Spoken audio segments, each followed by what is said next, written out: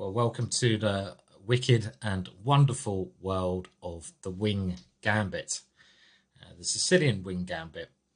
I spoke a little bit about this, obviously, at the start of this course, and I demonstrated one of my own games against strong grandmaster from the London Chess Club Classic, where after the moves e4, c5 are suggested way to play against the Sicilian. Hold onto your socks, b4, the wing gambit. And this is a perfect way to get an exciting gambit, aggressive, and I find sound position from the start. It's also less well known than some of the other gambits, which is going to work in your favor. For example, the Mora gambit is, well, again, much more popular, and this is something we're not really going to deal with. Our ethos with the wing gambit is certainly different to the Mora gambit in a lot of ways.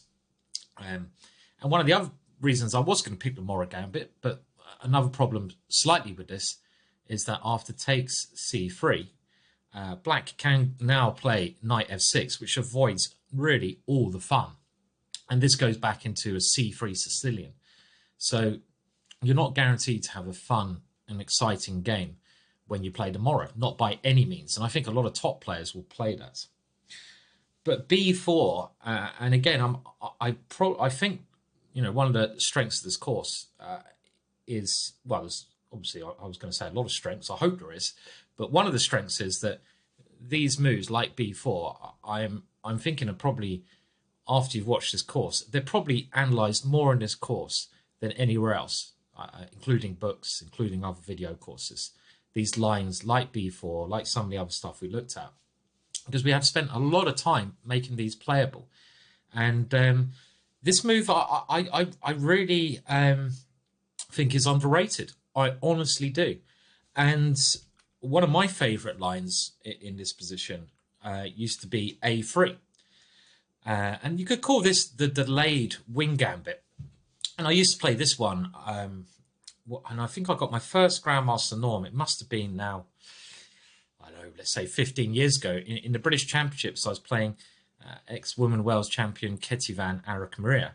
And with white, I saw she played the Sicilian. And I played this move against her. I managed to win the game. And since then, brought back great memories. First Grandmaster Norm, amazing feeling. In order to become a Grandmaster, you have to play in international events. You have to perform over 2,600 over 10 games, and you have to play 3 Grandmasters in that tournament and lots of different nations. And you have to get 3 of those norms, 3 different tournaments, get your rating over 2,500. And that was the first time I got it, and it felt brilliant. And since then, I play A3 quite regularly. And I think this is a little gambit with a big bite. Some of the lines I love here are like knight c6, b4, and after takes, knight takes. We actually get themes that are quite similar to I guess, what we look at in this course, but also that introductory game, which I hope you've looked at the model game, where we have multiple interesting moves, but just c3 and d4 is the kind of position that we're actually going for with our wing gambit. And one line which I've won time and time again with is this idea in this delayed wing gambit. Very good position this for white already. And another way you can gambit is by playing b4 here. The reason I'm showing you this is to show you how this is developed, how we're getting to where we're going to get to. And after the double capture here, bishop b2 is what I played against Ketivan, and this is very interesting. But then players sort of wised up to what I was trying to do, and prepared players simply played g6 against me, or some other move trying to avoid the fun. And g6 is a good move. We should, I guess, play b4 to try and make sense of a3. But after bishop g7, it's like, okay, well, what have you achieved? You know, you move something here, and black can even just go d6. And you could say you've done something over there, but black's also got 2 developing moves in. You're not going to be able to gambit. And I don't know how strong this advance is, really. So the move G6 put me off this A3 move. And then I saw a very interesting thing on Chess Publishing by David Smurden, a grandmaster. I saw David Smurden had published analysis on this move B4, and I looked at this analysis and I thought, oh, I'm going to have to look at this more, because I found it very interesting. And I did my own research, and I basically came to the conclusion that why aren't more people playing B4? It seems like a really good move. Why was I playing A3 to start with? Why not just go B4 immediately? I don't need to. I don't need to wait until my opponent plays this one. And in real games, I've only had this about once or twice against top players, because I don't get Sicilian that much, and obviously hasn't been much chess played recently. But I'm very much looking forward to wheeling this out when we get back to playing proper chess and on the internet. So what is the idea here? Well, that's a good question, and we'll do a little overview here and look at the early deviations in this video. So the non-main lines we're covering here. And the idea is, well, if the pawn is accepted, is often to follow up with A3 and then to take the center with D4. And the center is a really important asset in chess. And if we can get 2 pawns in the center, our argument is that is basically worth a pawn, because it gives us easier development. And our 2 pawns make it very hard for black to develop, because we can kick his pieces away. We also have the open A and B file, like the Benko, but this is a zooped up Benko, definitely better than the Benko. Benko is a very established opening, but we have these files anyway, but we have the center. We are giving away a pawn. Of course we are. That's part of the process, part of the gamble you're playing. So that's our general idea, is to distract. It's kind of positional. We're distracting black away from the center, taking over the center and building up our ideas behind that center. Now, C takes B4 is something that is the only way to refute this, or try to refute it. It can't be refuted. I want to point that out, but it's the only move that can try to refute it. And after this move B3, which we just talked about, and I like this move because it's getting that pawn even further away, opening up these 2 files, and about to open up and about to play D4.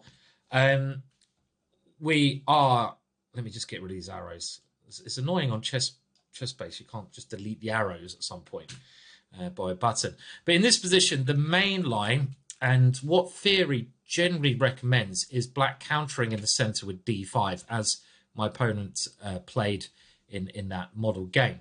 And this deserves its own video. So we're going to look at this, the main line as such, a bit later on. In my experience of trying this out online and stuff, D5 does occur, but maybe not as much as some of the other moves. So it's important. It's the theoretical solution, but maybe not as interesting as some of the other lines. Here we're going to take on D5, but we'll come to that later on. So after the acceptance A3, what else can be played? Well, E5 is another way for black to do something in the center. And these 2 moves, D5 and E5, seem quite logical, because otherwise we take over the center and we have lasting compensation. I don't think there's any doubt about that. People just have to argue whether it's worth a pawn or not. We're going to prove to you it is. And after this move, we're going to go knight to F3. And this deserves its own video as well. So this is in theory 3B. Now, as we've mentioned, if black takes that one, we're going to go D4. And this is also a very main choice. And this deserves its own video. And in theory, this is something that black often plays the most, in my experience, when he takes. He just wants to take those pawns, then decide what to play. And we'll talk about this more later on. Now, what about other moves? Well, E6 in this position is something I'd love to see personally, because I can go back into one of my favorite lines by taking. But we're actually going to keep in the theme of this course and play D4, because I think we want to keep our ideas similar. So D4 is our main suggestion, and we'll come to this a little bit later on. I just want to get just show you what we got in store. Another interesting idea after e6, which I love playing, was takes, bishop b2, knight here, here, here. And now if the knight doesn't go to this square, if it goes to one of these two squares, I used to always play rook a3. And this was one of the moves. One of the reasons I played this variation, my rook coming over, and if you take, you can never castle. And this is actually, I think, can I say winning for white? It's really dangerous. But we'll come back to this a little bit later. But I'm just giving you an overview of the options here. Now, knight to c6 is actually transposing again into that delayed variation, which remember that a3 and b4. And this move costs black too much development. So this is a bad move, but again, later on. Knight to f6 makes a little bit more sense. But after e5, we're going to gain a lot of tempo chasing that guy around. And b3 is a way that black can meekly return the pawn. And of course, this is not ever a serious challenge on our advantage, this move. So there are all the ways that black can really accept the gambit after taking on b4 and playing a3. But I've also found a lot of players, when faced with b4, especially if it's a surprise, they won't want to take this pawn because they don't want to fall into our preparation. So to start with, let's have a look at those non-critical lines where black does not take the pawn. None of those lines are going to give us any problems. And again, I want to be honest with you in this course. Is b4 going to give you an advantage? With correct play from black, I'm going to say no. But it won't give you a disadvantage. It will give you adequate compensation.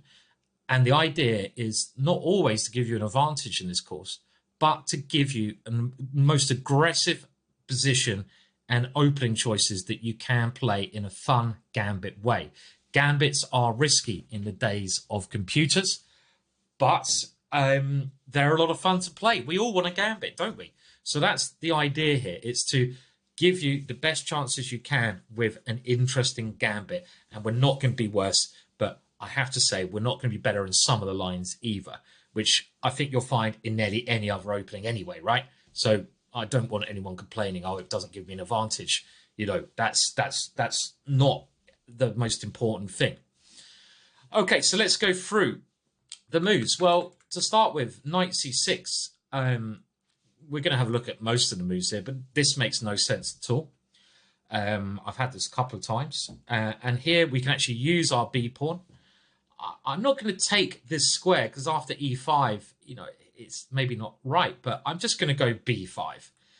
And that knight is now going to have to get chased around the board while I build up the center. For example, here, here, here, d4. And I've got a fantastic game already. Black has freaked out here. Black has just like not dealt with our b4 in a good way. Nothing more to be said here. Good position already. Now, what about g6, the move that black wants to play if a3 is on the board? Well, here we have the extra tempo, and this move g6 just does not work because we can take on c5 in the position, and after bishop g7, we just play d4 here. And again, black has no compensation. We don't just have the center. We get these kind of positions where we're a pawn down, but here we're a pawn up. So g6 is just a failure. Now, e6 is another move which just, again, doesn't make any sense. Aliekin has played this wing gambit a number of times. A lot of strong players, especially going back a number of years, have played b4, but it's fallen out of fashion a little bit recently, which is surprising. And I always love this this idea that things, ideas, plans falling out of fashion. Because, you know, if I go through my chess history and I see a game played by Aliekin, you know, I don't know, 100 years ago, I'm like, why don't we try to bring that back to life? No one does it. And they have greater shot value. And I also think if you look at a lot of the elite grandmasters, I'm thinking Dubov, and I'm thinking also Richard Reports. They do the same. They find old ideas as well as new ideas, bring them back to life.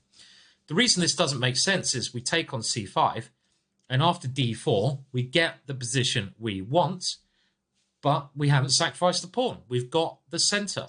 This must be an advantage, having the center like this. And this was happening as simul. We can do a couple more moves. This check helps us even more. c3.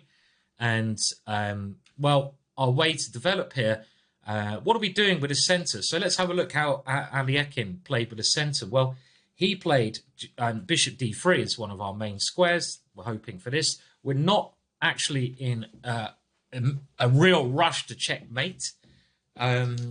This is a bit more of a positional gambit because we play with the center. And after knight here, well, there's a couple of ways to play, but Aliekin played it with a knight on e2, leaving the f-pawn open. And after d5, e5 is a promising position here, but he went for knight d2. And this is, you've got pleasant choices. But you're going to see this type of position without the a-pawn. So clearly this is a better version for white because we're not even risking anything. Now, bishop b6 is equally as bad. We just develop simply. And I think our standard response to d5 should be e5, giving us a very good French. Why is this a good French defense? We're going to see the French defense a little bit later. Black doesn't have a c-pawn. Black needs to play c5 and attack our central pawn structure in the French. He needs to attack that center. But he can't do it here. So he can never really get through these pawn chain. Without a c-pawn, it's a really, he can't do anything. We're going to have that center for the rest of our lives. So e6 bad. Now, a slightly better choice here would be e5. Because at least now, black controls d4. So we can't just simply capture on here and play d4. So this is a much better option. Least competing for some square, the d4 square. Now, a young Capablanca, another name who's played the wing gambit, went f4 here with some drugged up King's Gambit on acid. And that is interesting, but we don't need to go to those extremes.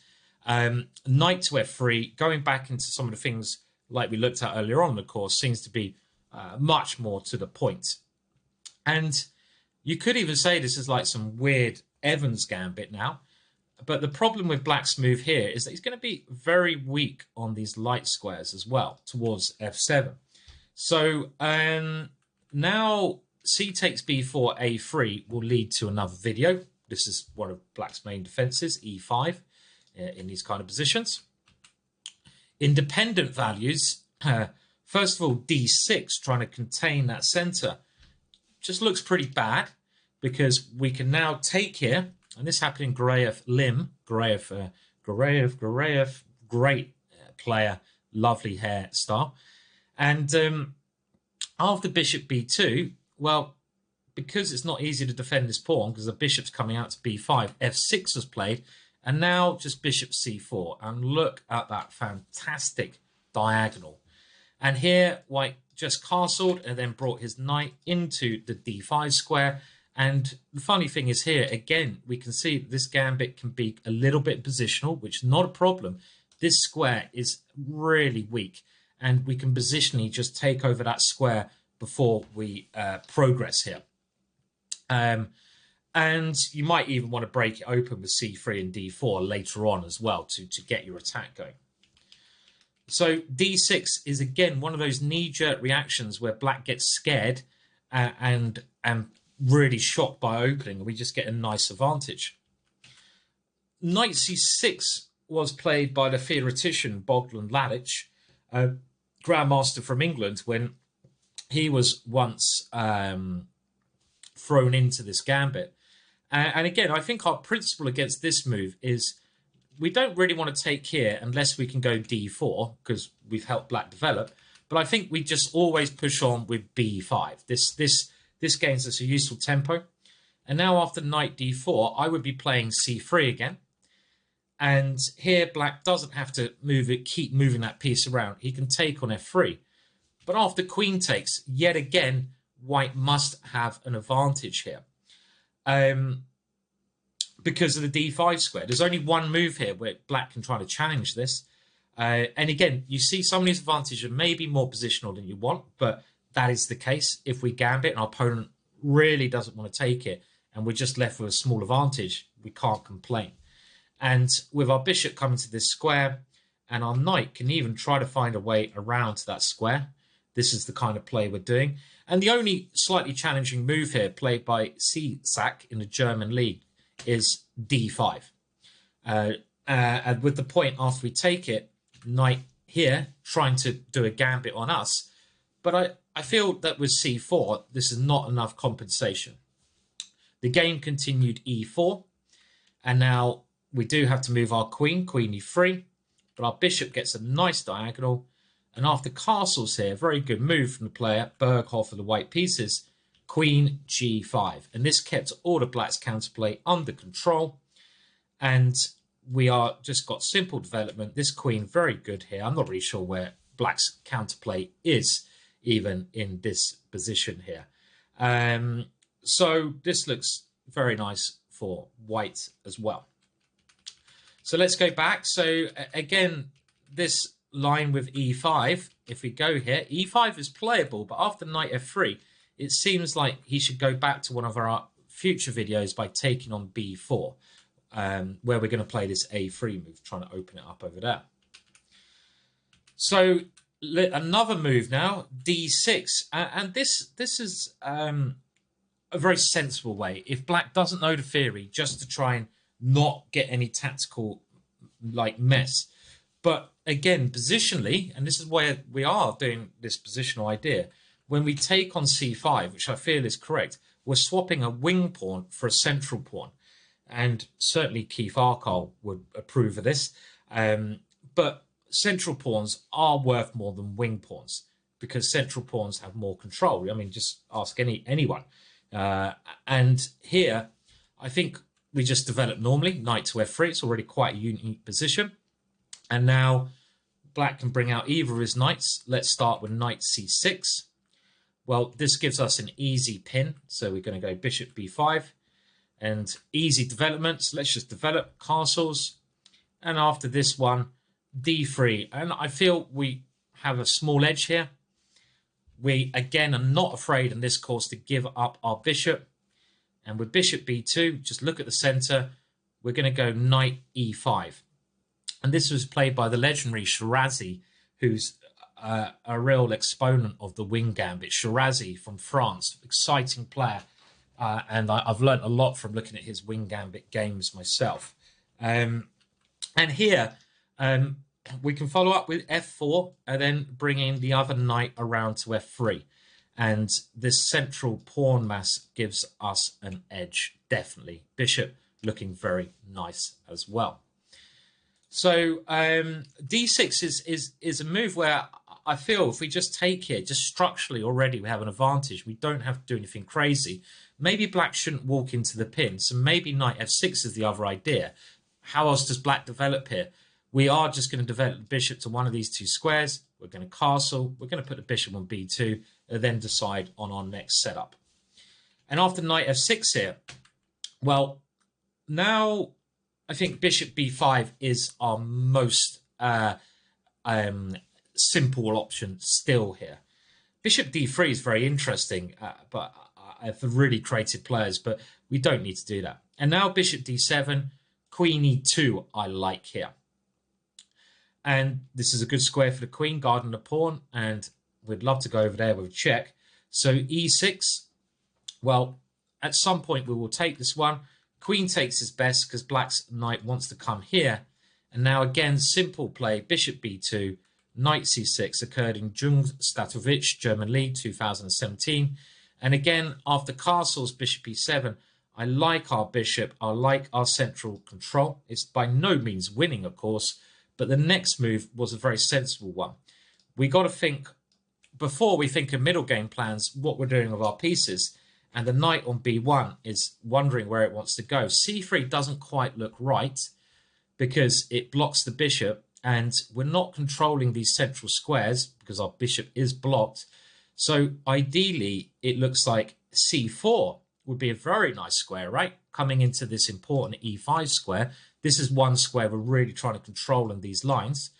But maybe b5 is going to happen. So white played a4 first. I like this idea. Castles, knight a3. And this had the idea of just bringing this one in, securing our central pawns, and playing later on f4. And structurally, again, white has the advantage. And I think he does have a small advantage here. If knight d4 is ever played, this is a position where I would actually often get rid of the bishop because it's now no longer that great. And here, very useful move is e5. And all of a sudden, the d4 pawn is very weak even. And it's going to be dropping. So that should net us a reasonably safe pawn. So d6 after b4, what we've got to remember here is structurally, we're not always playing this gambit to checkmate. The wing gambit, you could say, is a bit more positional than the Mora, but if anything, sounder. Position is based on good positional sense. And here, by taking this one with the idea of developing, putting the bishop on b5, that bishop is no longer that needed, and then going bishop b2, finishing our development, and then later on going knight e5 and f4. That's the way we play. So what about d5 here? Well, d5 is a bit more challenging than d6. Black is trying to punish us for our wing action.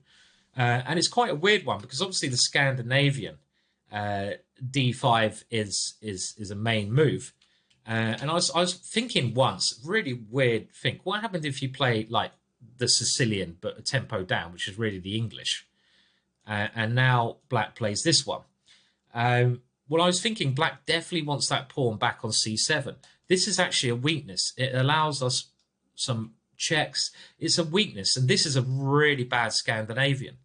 So with that in mind, after d5, we should just take that one there. And we're really asking black, well, are you going to bring your queen out? Now, if he does take on b4, we actually go into our main line now with a3. So let's just wait until we get there. And the move order we get to get that is, of course, takes a3, and then black does this central move.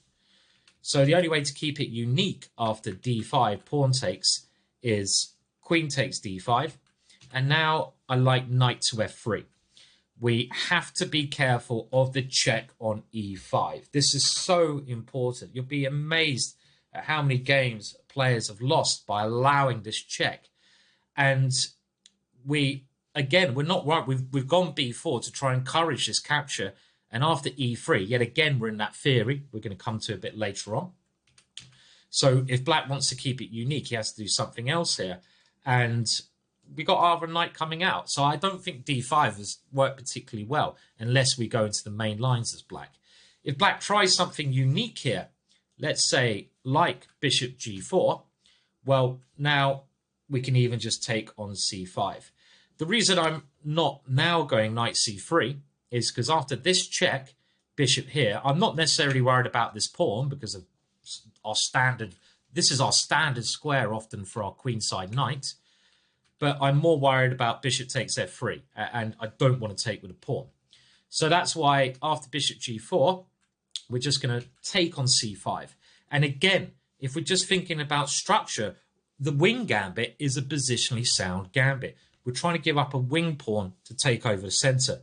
If we don't even have to give that pawn up, but we trade it for a pawn, positionally we're better. And that's what we've done here. We've got more central pawns.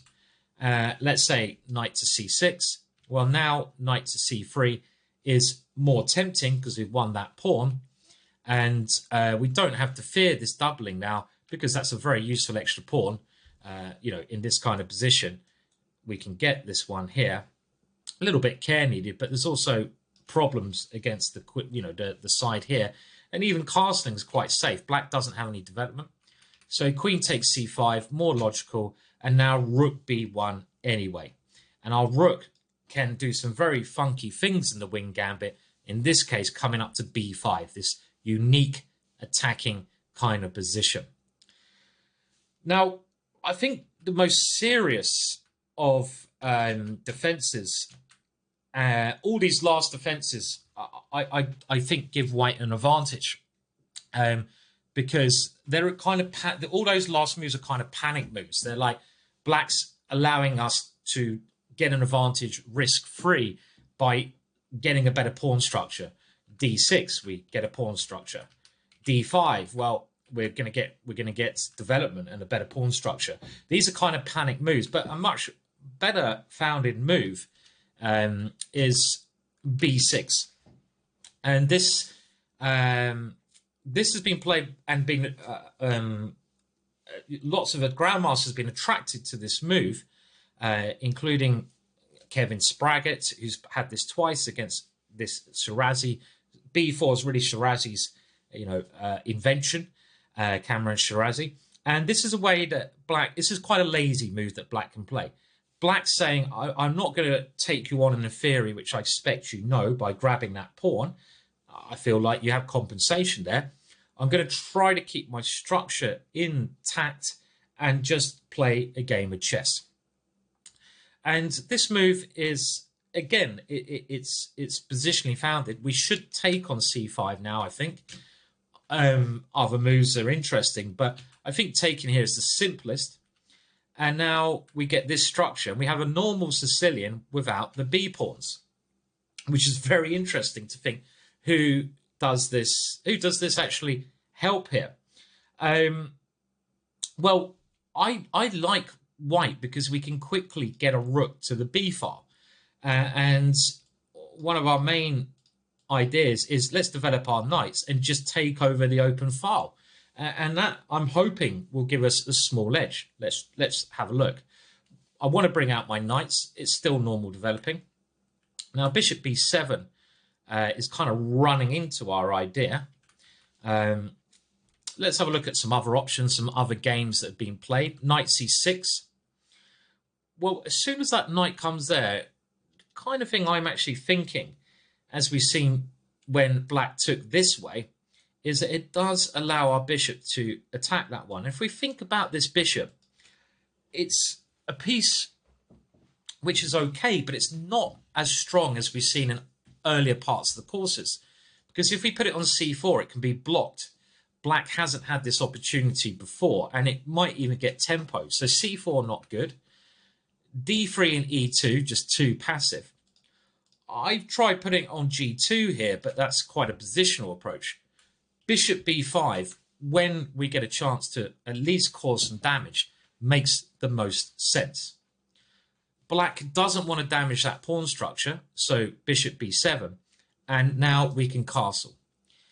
And this was quite, I think, a good version of the Rossolimo Sicilian, which we saw Magnus Carlsen and Fabiano Caruana battle out in the World Championships. And this occurred in the game Kravstiv versus Matyushin in Alaska 2004. And let's just see how white played this. Well, knight f6, rook e1.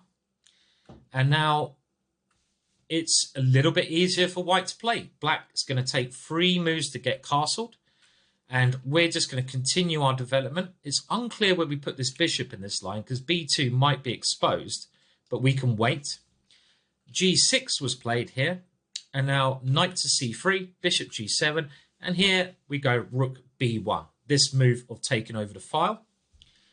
And now after castles, it would have been time for white to have played e5. And the tactics work for white. For example, knight to e8. And now we go knight to e4. This is quite like a Rossolimo. It's very, very interesting. And this is a pleasant idea. d6 can be met just by taking and d3. And now our bishop is clearly coming to the king side. We have better pieces here. Let me just check what happens if knight takes e5 is played. I don't see this one in my notes for some reason. Oh, okay. Well, we can just take that one. I'm looking the wrong way, aren't I? And then play knight takes here. And we're attacking 2 pieces, of course. So this looks good. Now I'm wondering about bishop takes here. Well, if I take queen c7, so maybe I just go here first. Yeah, this is good. And I've got lots of threats, lots of black things on pre. Okay, that I'm convinced. See, if I see something I've missed out in the notes, I still want to convince myself. So, because this is a learning tool for me as well, what I'm doing here, I'm learning as I go. So B6, let's go back there. I don't think we need to look at all the lines because it can get a little bit confusing. But after B6, we want to simply capture, bring out knight to F3, I feel, first, because kingside development is more important. Let's get our king dealt with. And if knight C6, we can very happily move our bishop to that square and castle. So maybe E6 is possible, another setup that black can play. Well, here bishop B5 makes less sense. We're kind of wanting to double the pawns there, but it's not doing anything there. So let's just play knight C3 first.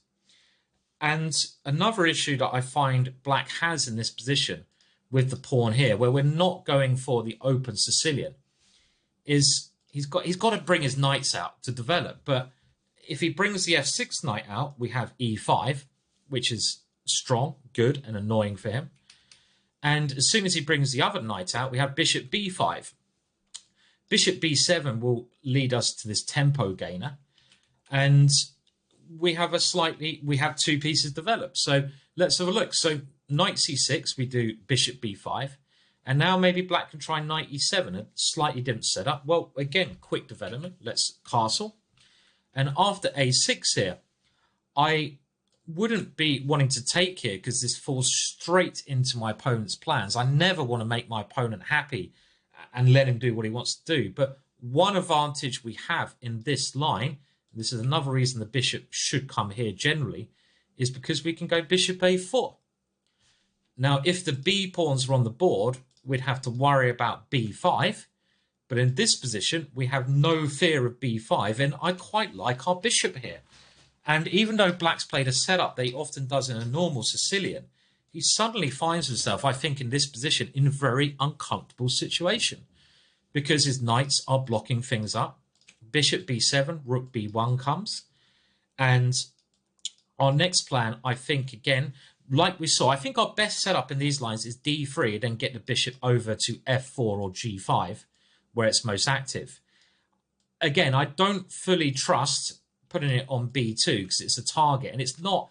It is sometimes doing something that diagonal, but not when it can get attacked.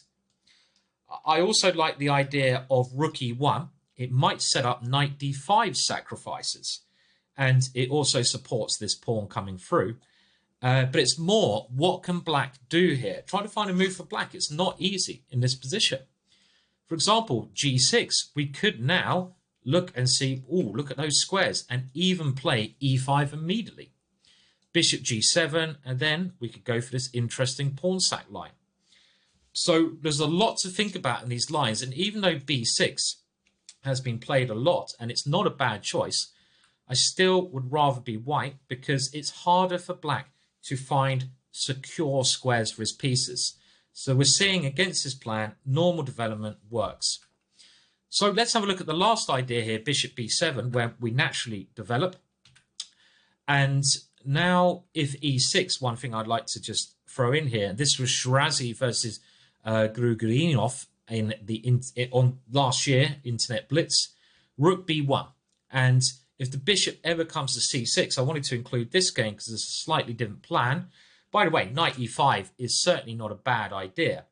But actually, winning that bishop, getting the bishop pair, it's also maybe not going to give us an advantage because black's knight will be very strong in the center. But now I do like the move D4. And we can go into an open Sicilian depending on what our opponent plays. It's very flexible. Because black has wasted so many moves moving this bishop, we've developed with our pieces this kind of open Sicilian here.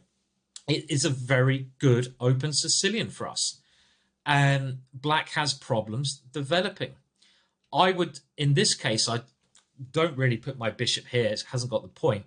I would just do simple stuff. Bishop E2, castles kingside, get that safe. Then I'd push in my f-pawn. But what does black do here? Black can't get the knight out. And this, to me, again, seems better for white. Simple.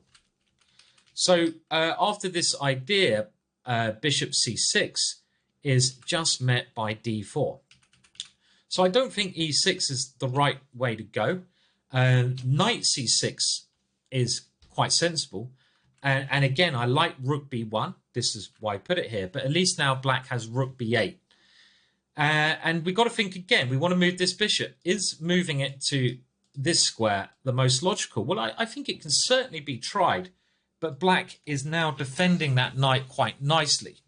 So I would in this case experiment with bishop c4, when the only thing to worry about is this e6 move, right? This is the only way to try and make that bishop look bad. But compared to the other lines, we have a lot more development. Now, g6, a setup like this is quite positional. And against this, okay, let's just have a look. Castles, bishop g7. And the way to think about this is this knight, okay, this knight wants to come to f6. So by playing rook to e1, this is a very useful move to play. We're making it hard for black to finish his development. Because knight to f6, which is the only way he can try to do this, is met by e5. And the little tactic, and one of the reasons we put our bishop here, is that knight g4, and in this line we put it here because black hasn't castled, where we can go bishop f7, knight g5, and take that knight. So rook e1, when black hasn't developed that knight, is a very useful move to play because it's coming with e5. Now let me just show you a couple of other ideas in this position if black delays. Knight h6 is just a bad square for the knight. And if he goes e6, because we have now castled, got our rook in the middle, got development, we can look for doing something super aggressive. And aggression comes from positions of strength. d3 is harder to play now, but d4 I really like. It's time to open it up. And my point is I'm going to get my knight to this square. So something like knight to b5. I've got my d pawn out the way, one of our favourite sacrifices. Our bishop has this square. Our knight is coming in. Extremely good compensation for white. Now, do remember, a lot of these lines, again, haven't been played, so we're not going to go down them too deeply. It's just to give you the right idea of what you should be doing against the different resources black has. And another idea is d6. Well, we can actually here play e5 again. And the point of this one is that, let's say knight takes e5. Here, we have rook takes b7. And after this one, we're attacking the rook, attacking here. More tactical opportunities available. So I think the last thing I wanted to look at with that line, and I'll go through it from the top, is b4, b6, trying not to get involved. We take here. Now, let's bring out our knight on g1 because castling's more important. Our other knight will come to c3, but I want to get castled. Bishop b7, logical. Now we bring out the other knight. Knight c6, so rook b1 can be met by rook here. And in this case, bishop c4. But what about e6? Black aiming for d5. Well, let's castle like we do. And now knight to f6. And black has played very logically. He's getting ready to play this to castle kingside. So fitting in with our course, rather than playing slowly, which is okay, d6, bishop g5. We want to, as a rule, meet knight to f6 in these lines with e5. This is a lot of fun. It's dynamic, and it forces some really crazy positions in the board.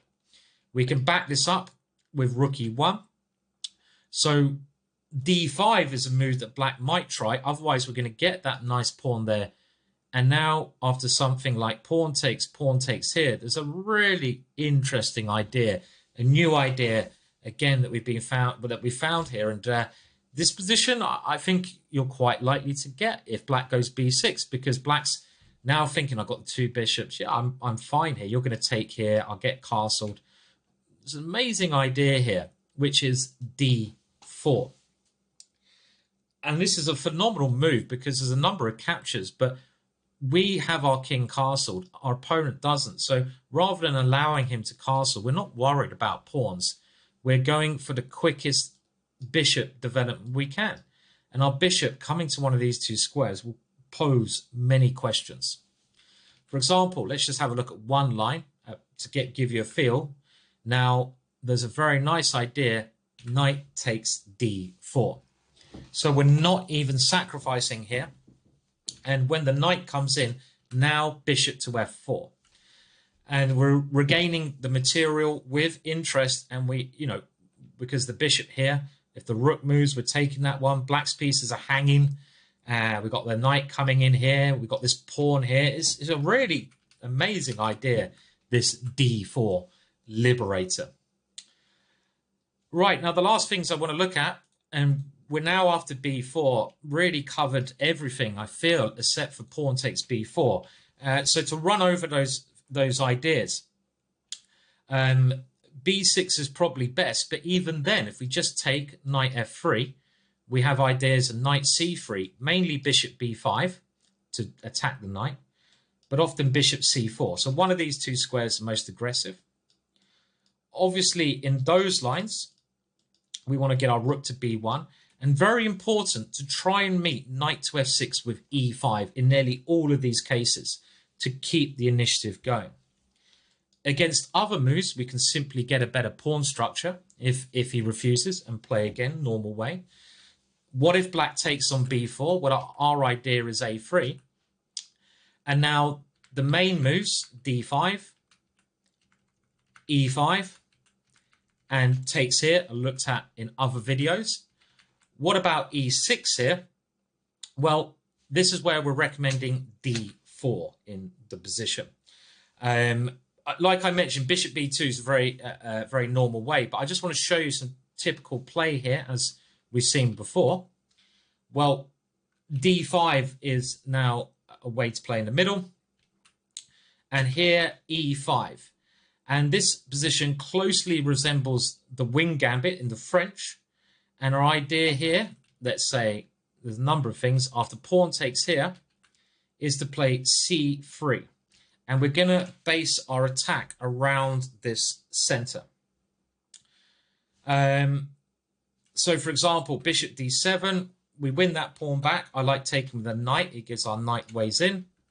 And knight e7, this is a lovely square for our bishop. And after something like a6, I think quite a unique way of playing is knight e2. This actually occurred in the game Mariotti versus Larsen, the legendary Larsen, 1975. And after this move, white went h4. But I think just castles here, getting ready to push the pawn like this, and even play on the queen side would have been a good idea. Let's have a look. Well, knight a5 probably seems best to try and do something over here. The problem in these positions is quite hard for black to play on the king side. Knight f5, we would even take that one. Knight c2, and we're going to bring all of our pieces to attack d5 in that position. Knight g6 runs into f4, and we're now going to get f5 in. Black wants to be able to meet this with g6. So knight a5, key. And after knight a5, knight g3, I like. We're getting ready. And it also allows our queen to come through. And after rook c8, even knight b1 is not so ridiculous. Our knight has been stopped from jumping in there. So we're just stopping all the black's counterplay. We're castled. He still can't get this guy castled. And something like knight c4, the last little plan I wanted to show you in this position, f4 very playable, but an idea that I remember John Nunn playing against me when I was a kid in the French defense, knight to h5. And I remember this move, John Nunn played this same knight maneuver against me in the French. And when he got his knight there, I suddenly realized that I could be in quite a lot of trouble, which was quite amazing, because I suddenly thought, well, how do I get my pieces out? I can't go g6, that's checkmate.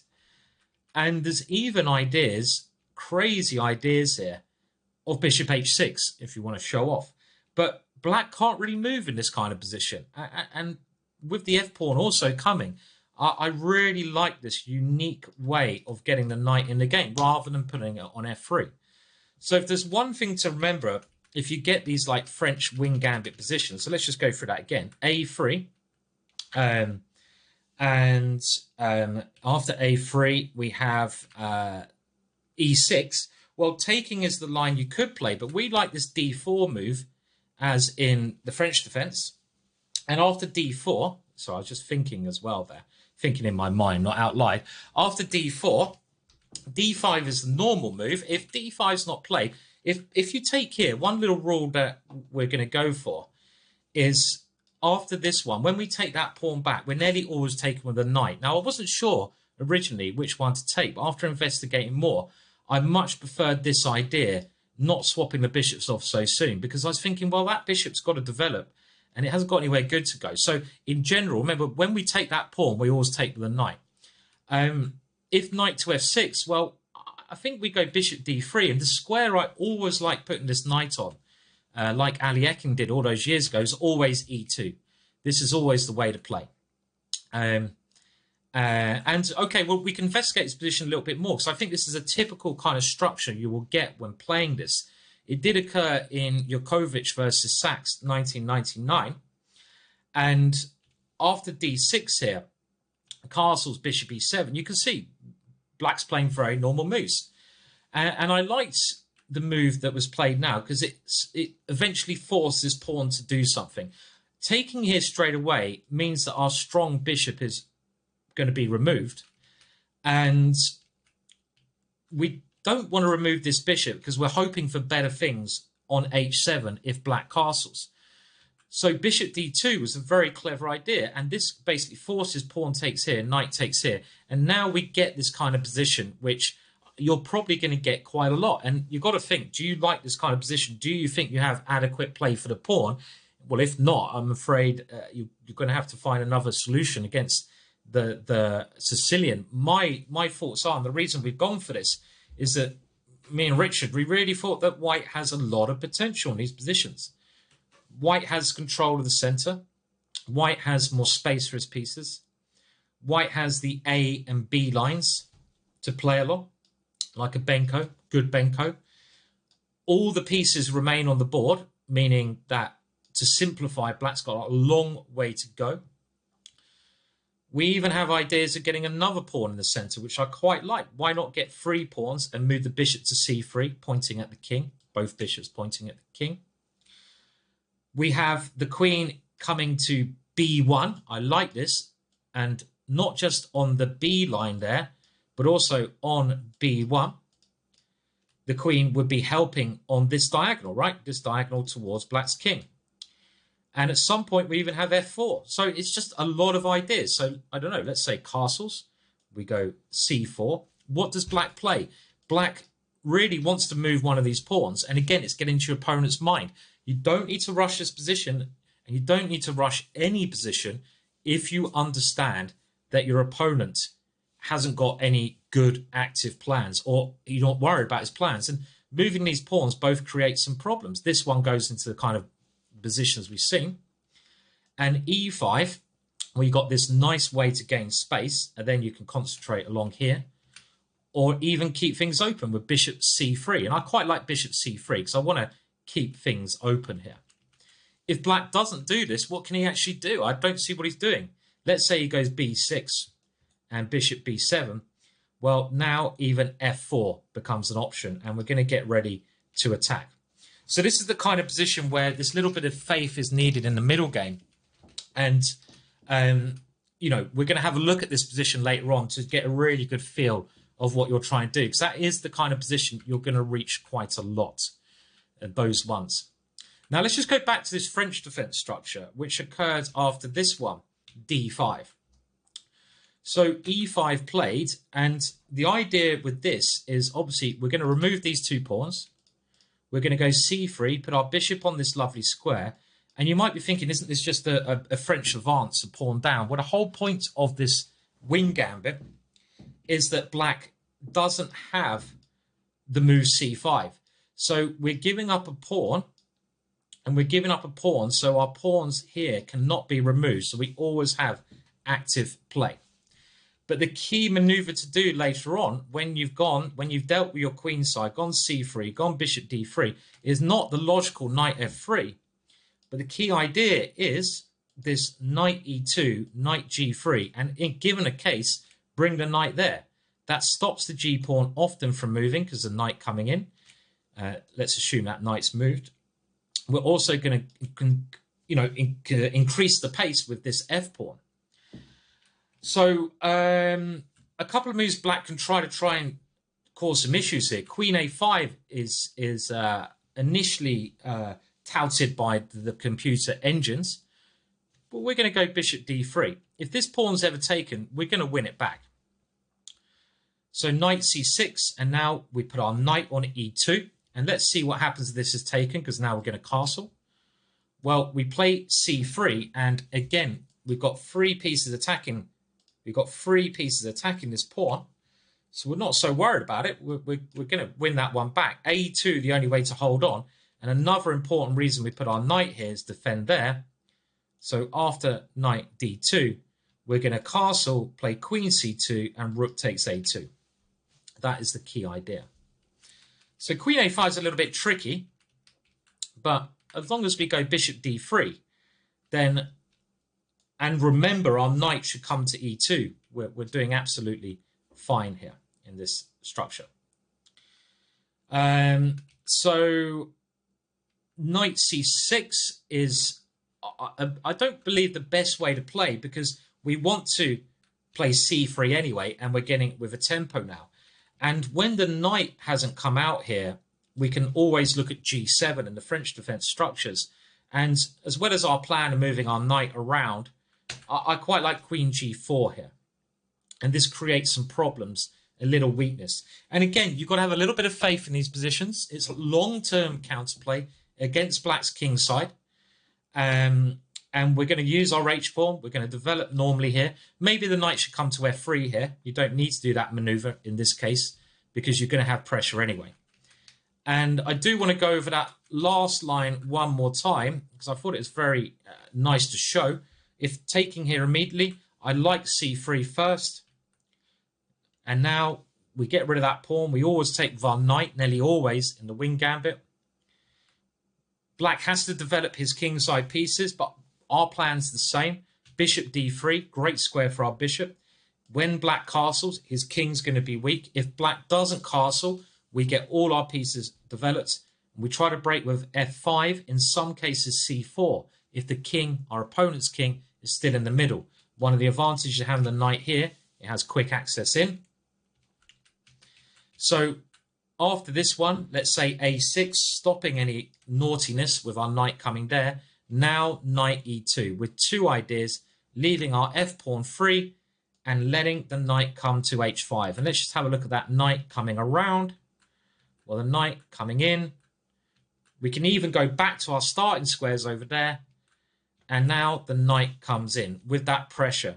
And this idea works very well when the knight has moved from g8, because you can't play g6.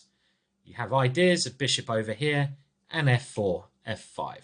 And our king castled, our opponent's not. Compensation, yes, please.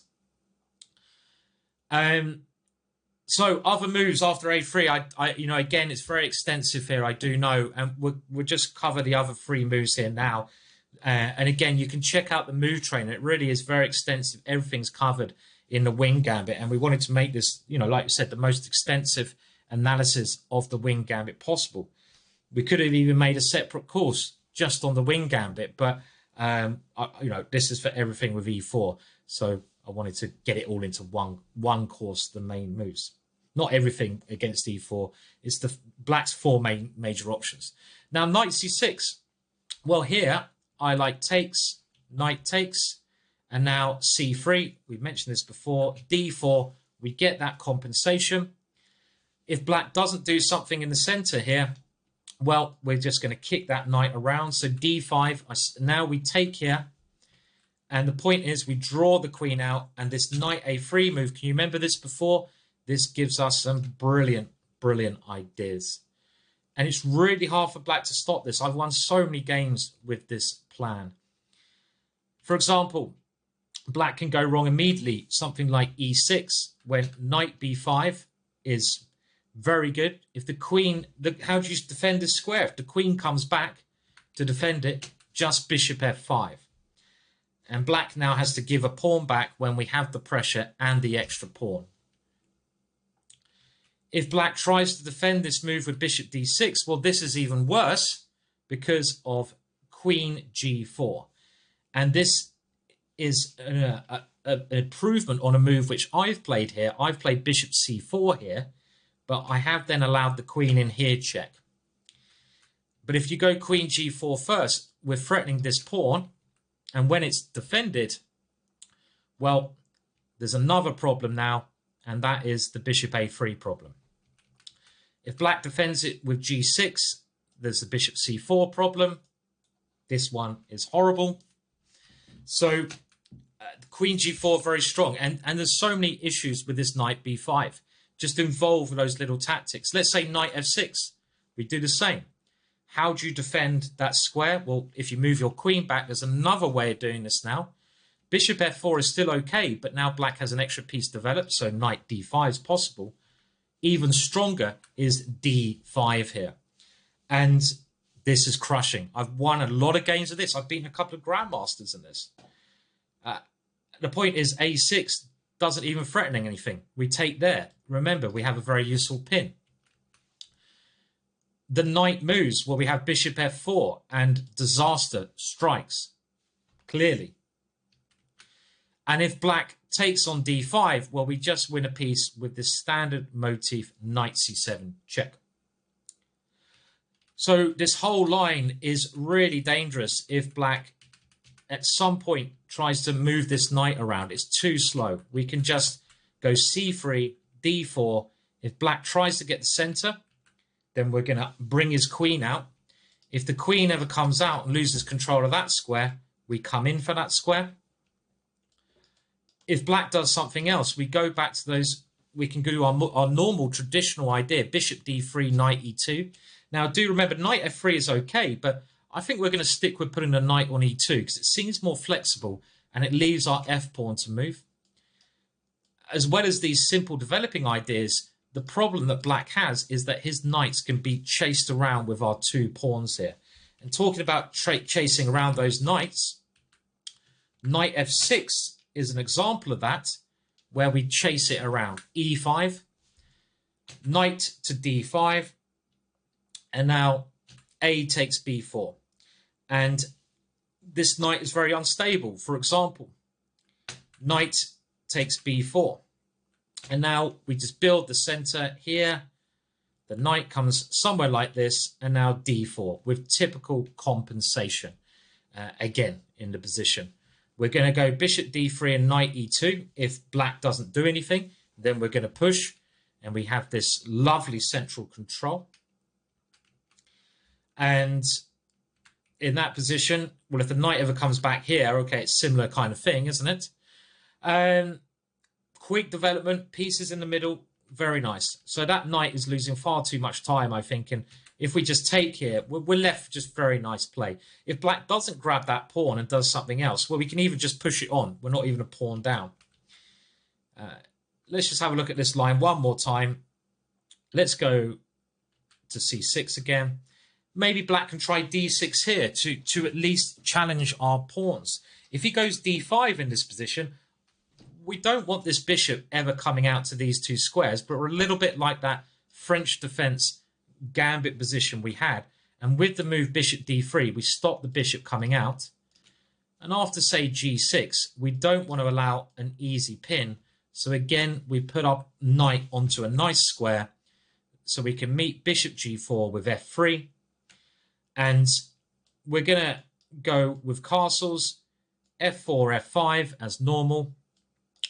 Even before doing that, because black's now played the slightly weakening g6, I might castle and then try to get rid of the dark square bishop. So double my queen and bishop on this diagonal and try to go bishop h6 and swap off there.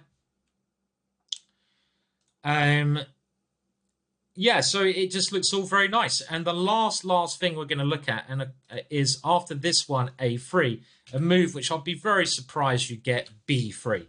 Very meek move. Let's now take that one. And we have a very interesting position here, where we kind of gone back to the starting position, but we got this weird thing on the queen side.